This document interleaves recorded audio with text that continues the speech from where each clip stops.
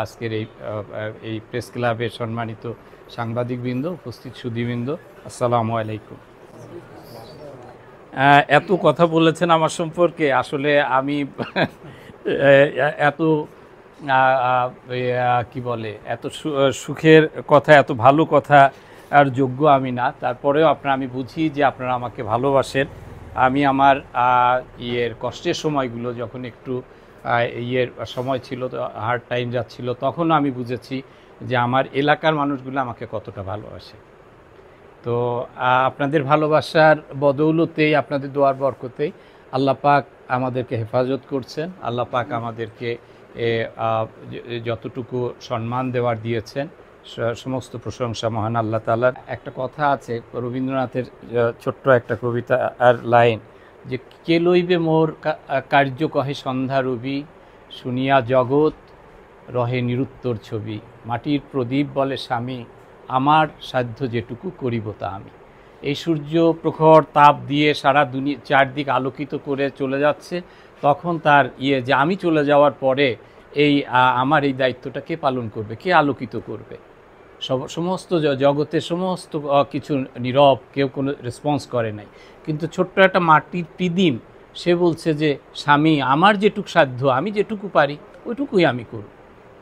এটা হোক আমাদের সবার, আমরা যে যেখানে আছি, আমরা আসলে একজন কেউ কিছু করতে পারবো না, কিন্তু সবাই যদি ওই মাটির পিদিমের ওই স্পিরিটটা যদি আমরা লালন করি, তাহলে আমরা কিন্তু এই 10 দিক আলোকিত করতে পারবো। আমাদের চারদিকের যে আধার, সেটাকে আমরা সরিয়ে দিতে পারবো। সাংবাদিকতা একটা অত্যন্ত কি বলবো, এটা থ্যাঙ্কলেস জব।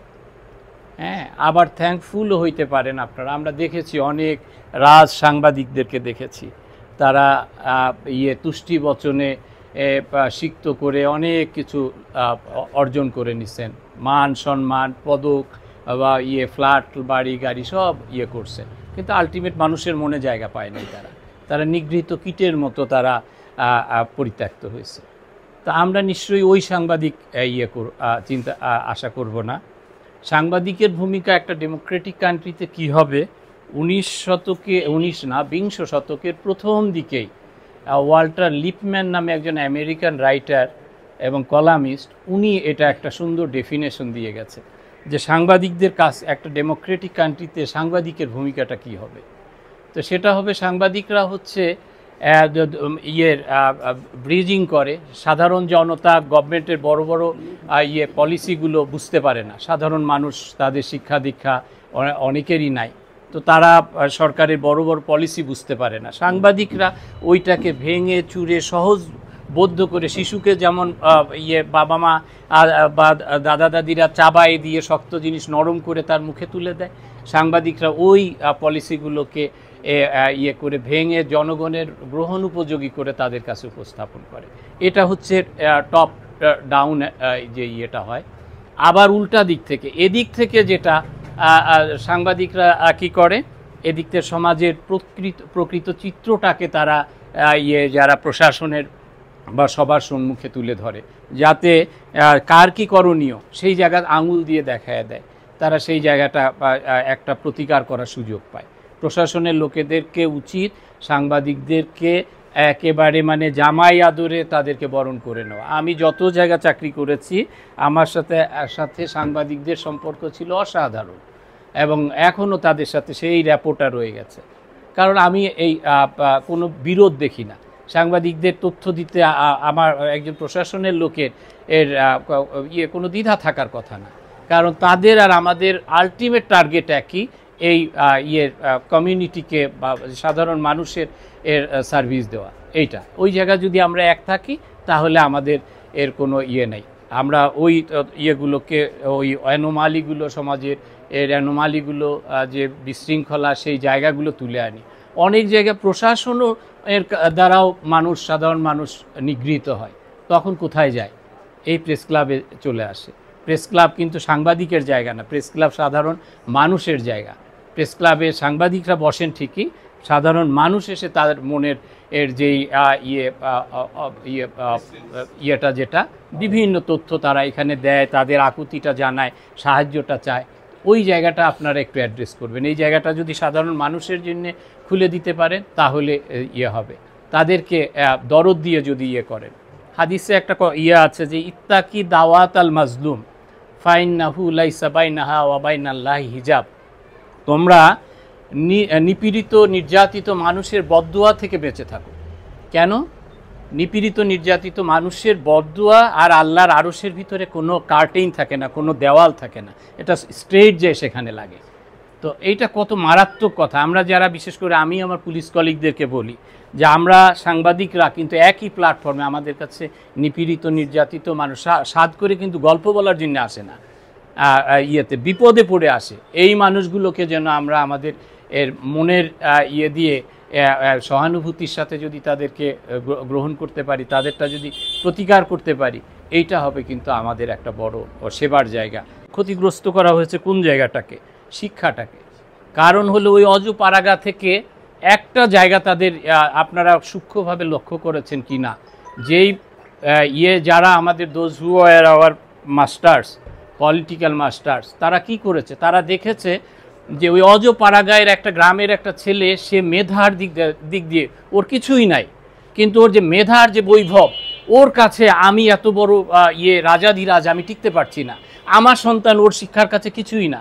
তাইলে কি করতে হবে? শিক্ষাটাকে ভেঙে দাও, গুড়ায় দাও, সবাইকে সমান, যাতে আমাকে জি হুজুর করে সবাই আমার চলে আসে। এই কারণে প্ল্যান্ড ওয়েতে যেন মোসাহেব ছাড়া, তোষামতকারী ছাড়া কোনো শিক্ষিত লোক মাজা সোজা করে যেন সত্যকে সত্য বলার সাহস না দেখায়, এরকম একটা দীর্ঘ ও মেয়াদি একটা পরিকল্পনা নিয়ে আমাদেরকে পরিচালিত করা হয়েছে, যার কারণে নাসিরের কণ্ঠে সেই কথাটা আসছে। সে শিক্ষা নিয়ে কাজ করে, শিক্ষার কি হতাশাজনক অবস্থা।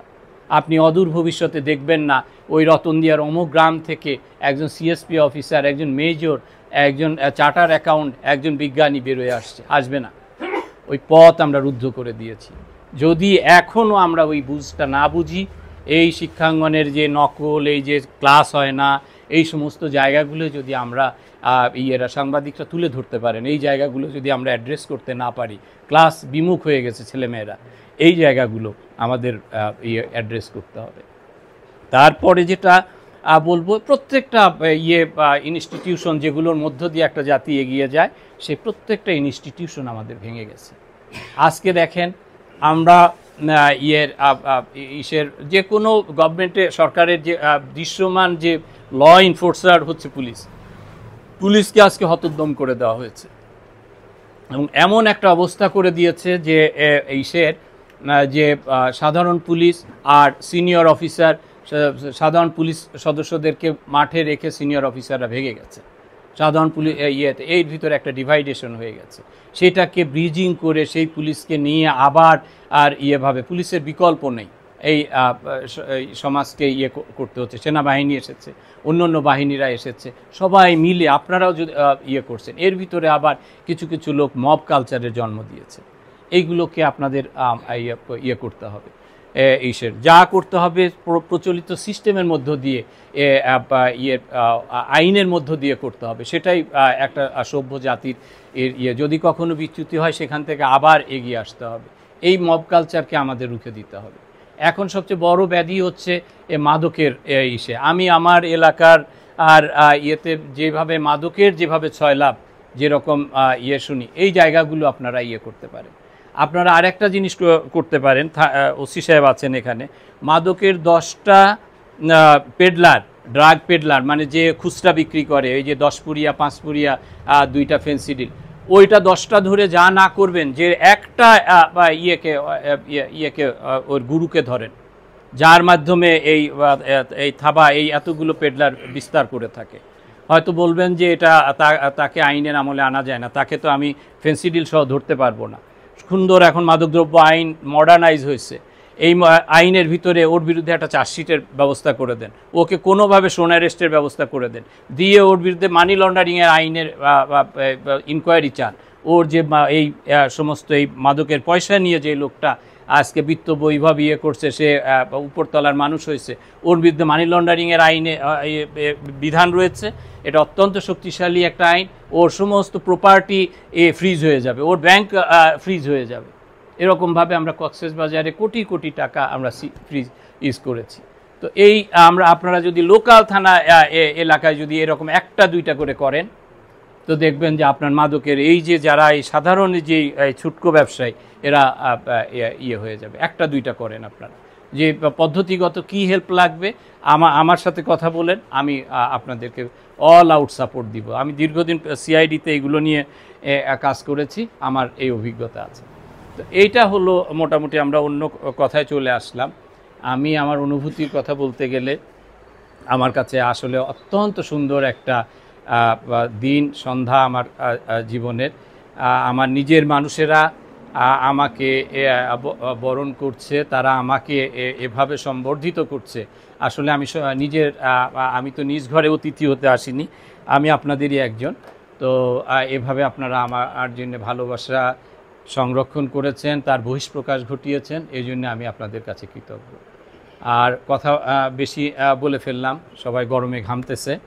আমরা সবাই মিলে এই জনপদের জন্য কাজ করব।